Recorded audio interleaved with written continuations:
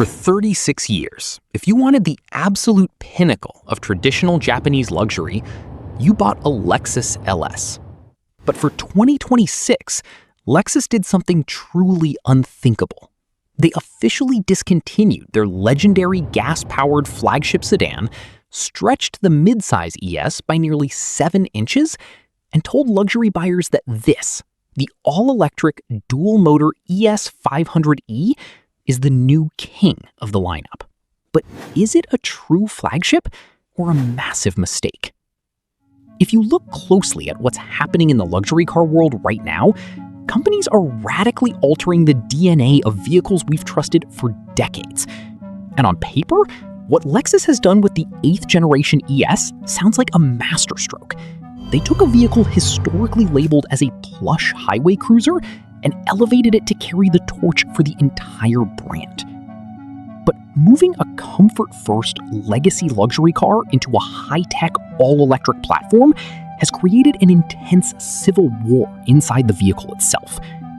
Today, we're going to look at this car through the lens of a real-world US driver, because what we found is a vehicle that is genuinely brilliant in a few specific areas, but incredibly frustrating in others. It is a car defined entirely by its bests and its worsts. And by the end of this video, you'll know exactly why early buyers are approaching this $60,000 gamble with extreme caution. Let's start with the good story, because when you first walk up to the 2026 ES 500e, the physical presence of this car hits you immediately. It doesn't look like the old ES. Thanks to its transition to a modified TNGA GAK architecture, this sedan has grown to a staggering 202.4 inches in overall length. That is a 6.5-inch increase over last year's model. Lexus did this intentionally.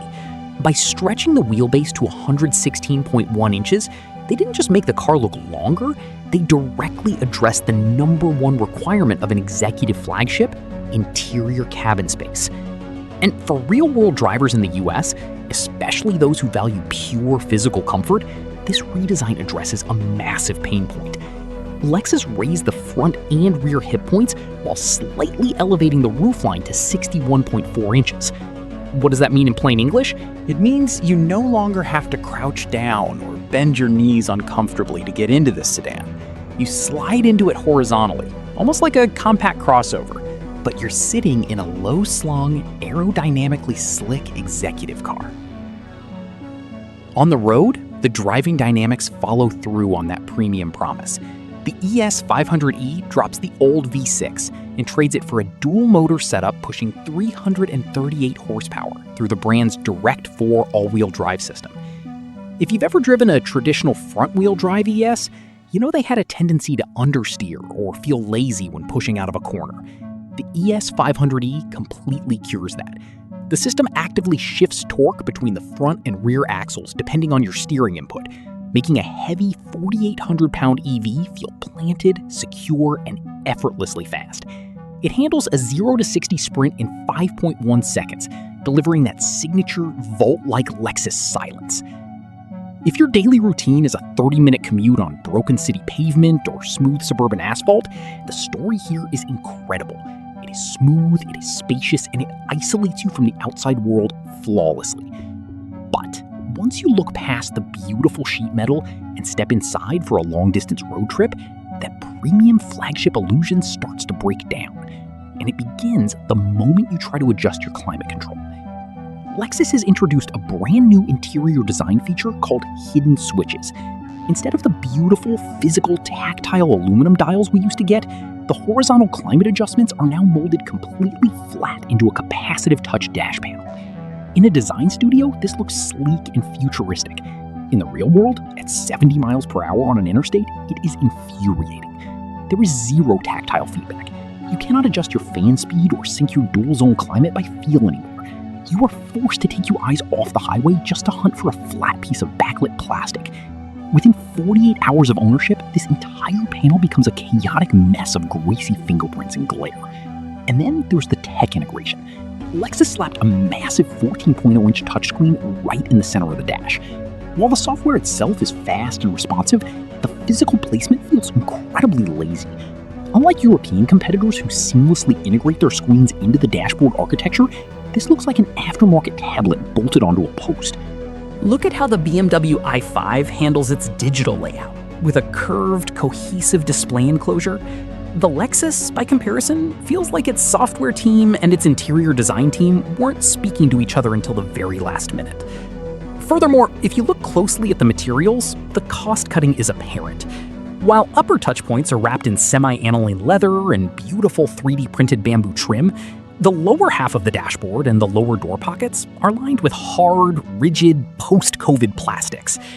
In states with extreme temperature swings, like Texas or the Midwest, these hard plastics are highly susceptible to expanding and contracting, leading to subtle creaks and pops over rough pavement that you never would have heard in an old LS flagship.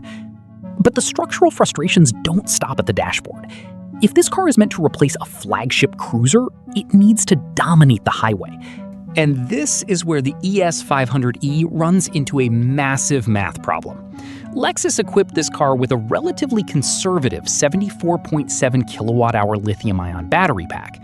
Because the ES500e uses a heavy, dual-motor all-wheel drive configuration, the official range estimate sits at just 250 miles. If you upgrade to the premium 21-inch wheels, that number drops even further. Now, let's talk real-world US highway driving. If you are cruising down the interstate at 75 miles per hour with the air conditioning running, your actual range is going to hover right around 215 to 225 miles.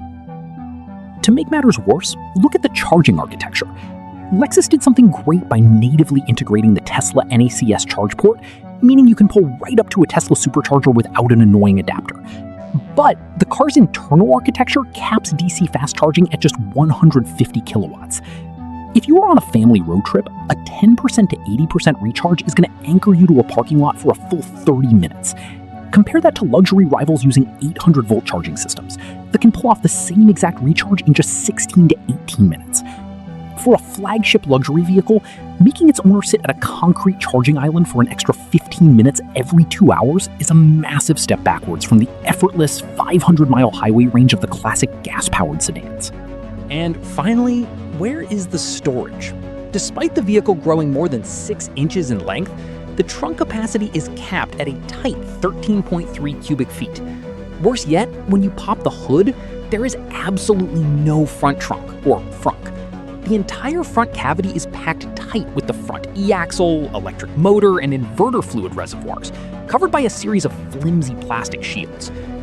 Therefore, what we are looking at here is a vehicle completely caught between two completely different worlds. If you view the 2026 Lexus ES500e strictly as a localized, high-end executive commuter, it is a magnificent machine. It gives you the space of a classic flagship, an ultra-quiet cabin, standard all-wheel drive, and an incredibly smart ingress design that makes getting in and out completely painless for older drivers. If you charge at home overnight and rarely drive more than 150 miles in a single day, you will likely love this car. So, should you buy one? If you are a traditional luxury purist who relies on a vehicle for effortless cross-country interstate road trips, or if you are someone who absolutely despises wiping smudges off capacitive touchscreens, you should completely skip the full electric models. Instead, look directly at the 2026 Lexus ES350h hybrid variant, which retains standard physical interior knobs, a gas engine, and a massive total driving range without any charging anxiety. Lexus tried to build a vehicle that could be everything to everyone: a quiet EV, a high-tech marvel, and a flagship replacement all at once. But in doing so, they proved that electrification requires compromises that the legendary LS never had to make. Let me know in the comments below. Would you spend your own money on this first-generation EV, or are you holding on to your gas-powered Lexus until the wheels fall off? Thanks for watching, and I'll see you in the next video.